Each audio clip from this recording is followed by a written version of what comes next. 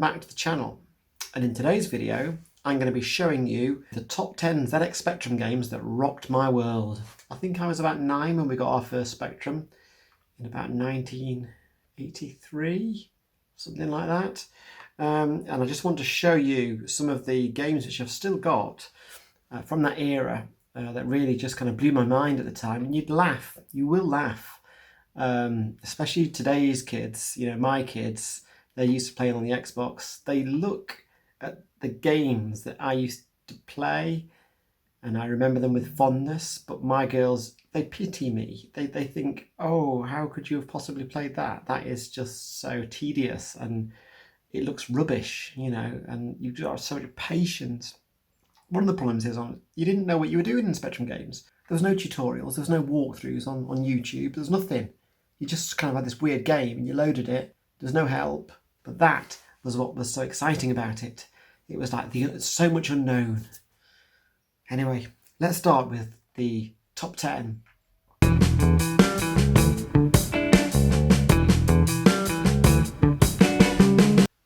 Transylvanian Tower. There we go, look at that.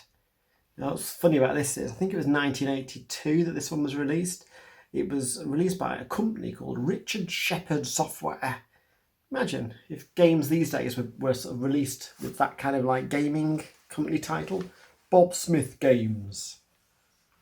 I don't know, wouldn't work, would it? You don't get that. Anyway, let's have a look. This was like a really basic adventure game. You had to go around these different rooms. Essentially, you had to go around this vampire's tower and basically kill a vampire, I believe. Was that the aim of it?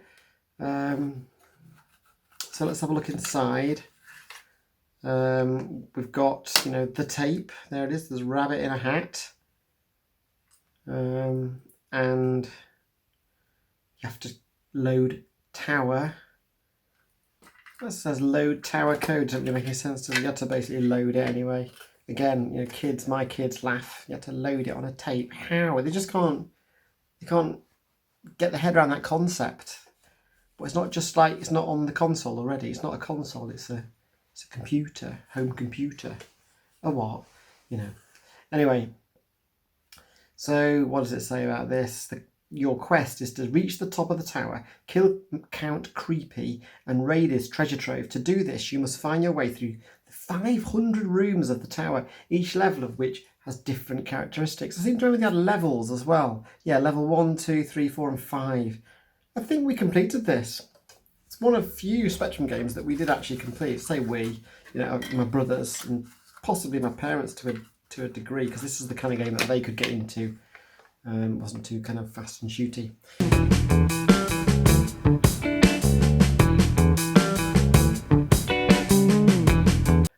This is my least favourite of the Horus games, the trilogy of Horuses.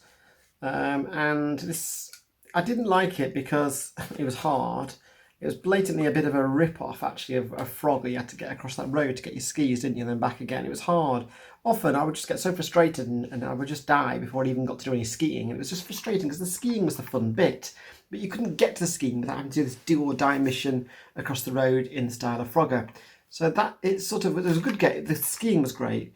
But just the fact that you had this obstacle of the road first, it was annoying. Anyway. This was released in 1982 by Scion and Melbourne House. It's re-released recently on Steam, I think in 2020, last year. Re-released by a company, Pixel Games or something. So there we go. Horus Goes Skiing. Yeah, the fun part was the skiing part.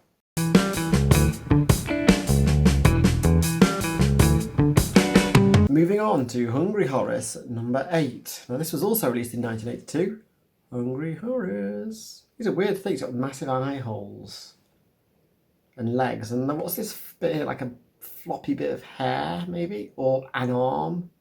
I don't know. He seems quite. He's strangely put together, isn't he, Horus? Hungry Horus. This basically was the Spectrum's version of Pac-Man. It was blatantly influenced by Pac-Man, I don't think at the time you could play Pac-Man on Spectrum. It's an arcade game, but it hadn't been ported to Spectrum, so you had to make do with Hungry Horace. He had the most arresting intro screen with these flashy lights, wacka, wacka, wacka, wacka, wacka, wacka, and it was just really piercing and annoying. I played it recently on an emulator. You couldn't wait to get past that horrible menu screen. But once you're into the game, that's quite good fun. It was nice. I had some fond memories playing this. Yeah. Moving on.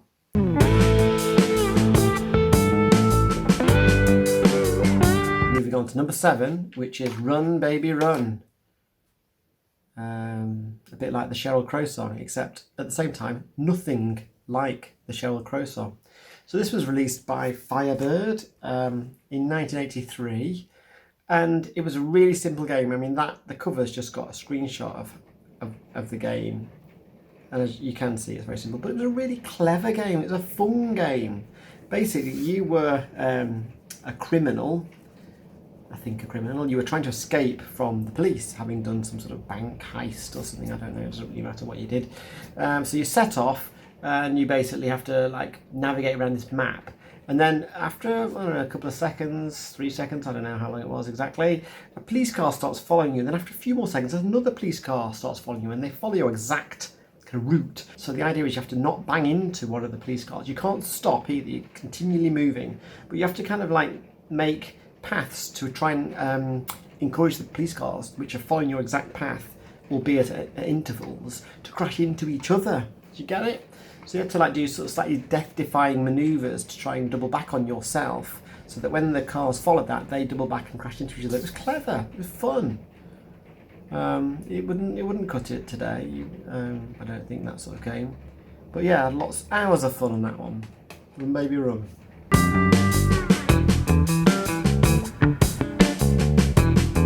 The Hobbit. Now, I've got all these the originals, obviously, that I've kept, and I think this had a sleeve once upon a time, which I've since lost. It's just in a black box, so you wouldn't really know what this was necessarily, would you, at first glance? But you open it up, and there you have The Hobbit. It comes with a booklet. Look at that. It's fairly nice, isn't it? Again, this is by Melbourne House as well. I think it was 1982. Look, little book. More than you normally get, to be fair. There's quite a lot of text in there. So there's quite a lot of information. It tells you how to play it. Gives you some tips. Talk to Gandalf, whatnot. So there we go. And the tape. Obviously, he's got a nice tape holder in there, look, as well. Was Melbourne House an Australian company? I want to say it was. I don't know that for a fact. Someone will correct me, no doubt. So yes, this was one of the first adventure games that I played. Probably the first. It was a very early text-only adventure game, wasn't it? This set the path for lots of other text-only adventure games. I think they all probably stemmed from this one. I think there's only so much you can do with a text adventure game, but at the time it was very exciting because you didn't really know what you couldn't do. You didn't know the limits of this game, where you could go. It did feel like you were living in that little Tolkien world, albeit just through some text on the screen. Anyway, moving on to number 5.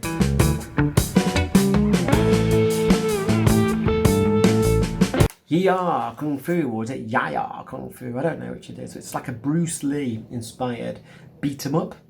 It's released by Imagine and Konami. Let's see, I think this came out in 1984. It's got some screenshots on the back. I think these, did you notice, they always had screenshots either from the Commodore or the Amstrad versions of games, because they were much more colourful, more colours than the Spectrum could ever produce. It was always disappointing when you saw that, ooh, and you got home and then you were treated to the Spectrum's colour version, which was fairly inferior. Anyway, this was a really good game, little beat 'em up. A lot of games these days, like the Tekkens and stuff, they would never have happened if it wasn't for titles like Yia Kung Fu. It's a bit Yia Kung Fu, it's a bit like pirates fighting Kung Fu style, except there was no pirates in this from what I remember. Anyway, yeah. What a nice, I like the case. These little plastic cases are nice, aren't they? Which brings me on to...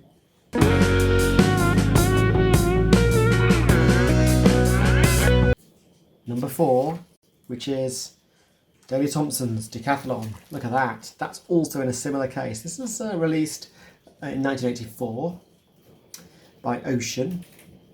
and it was I think it was released at the very height of Daley Thompson's kind of popularity. He'd just won his gold medals at there was it the 1980, 1984 Olympics with his incredible decathlon skills. So he was like a real household name, wasn't he? So they made a game with his name in it, and it was basically one of these track and field type games, and it was very good. And again, I don't think Track and Field, the arcade game, was out on the Spectrum at the time. So this is your version that you had to play, and it was a good one.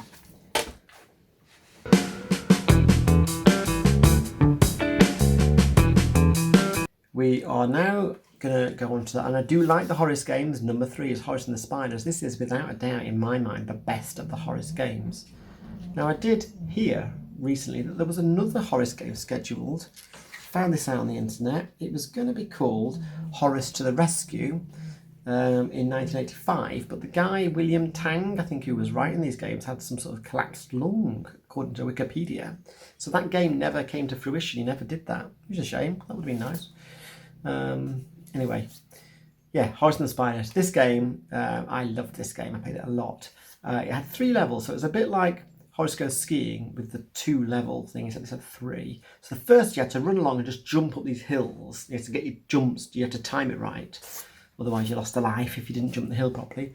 Once you've done that, you've got to a second level where you have to swing across this canyon on these kind of strings that were being suspended by spiders. And as you kind of hung on to the string, it got pulled up by the spider, and if you didn't jump quickly to the next one, you got sucked up and you got killed by the spider. So that was challenging. And then the third level was like a sort of a platform game where you had to run around and you had to like leave little traps by digging holes for spiders, and they had to jump on them and squash them once they fall into the hole. And that was quite hard and a bit manic, but it was really good fun as well. So there we go, Horace and the Spiders.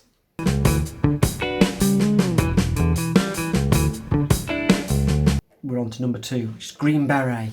Do you remember, did you ever play Green Beret?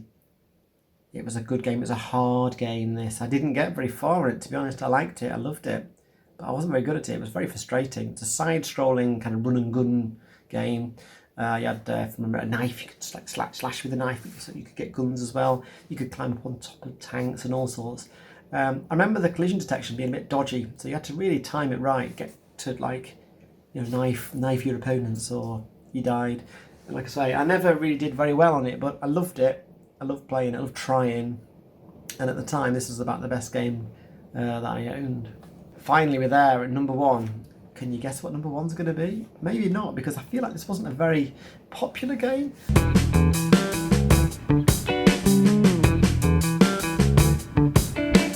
But I've got number 1 as Zadom, or Exodom as we used to call it. I think it's Zadom, I don't know. Anyway, it was released by a company called Quicksilver. I think it was 1983, and this, look at that, it says runs in 48K on the Sinclair Spectrum at the bottom. This was a really good game. You had these it was like a bit like a maze game. You had to navigate one level at a time. At the top of the screen, you had these 3 kind of like doorways. You had to try and basically get to level 200, I think it was. That's where the end of the game was. But when you went through different doors, it was a bit like the Choose Your Own Adventure books. It took you to a different level. You had to try and memorise which door took you to which level, because you'd end up going around in circles if you're not careful. Plus, you had loads thundering out there, blimey. You had loads of different kind of like enemies who would get in your way, and you'd get like, some of them would bite you, and you would get like poison, and you'd have to get like antidotes, and you could get little different weapons. I mean, I'm making it sound way cooler than it really was, but at the time, I really liked it. And I think I did finish this game actually, but it took quite a while to do that. And half the time I did not know what I was doing. There was no real instructions for it. But I like the cover art on this tape. Look at that, mystical. So there we go. Exodom, or Zadom, is my number 1, and I've got some really fond memories of that. This one really rocked my world as a 9-year-old. It says here, Zadom features arcade quality adventure, fantastic 3D high-res graphics, on-screen inventory, score and power, lightning interactive sword fights, mazes within mazes, traps, treasures, monsters and wizards. Oh look, some stickers there to go onto your keyboard as well, I think.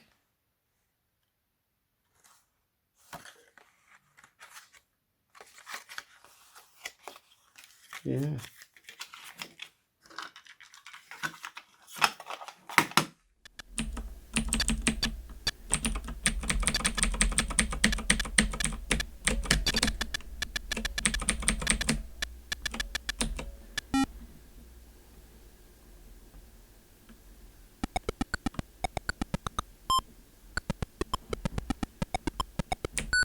Zadon features arcade quality adventure, fantastic 3D high-res graphics, on-screen inventory, score and power, lightning, interactive sword fights,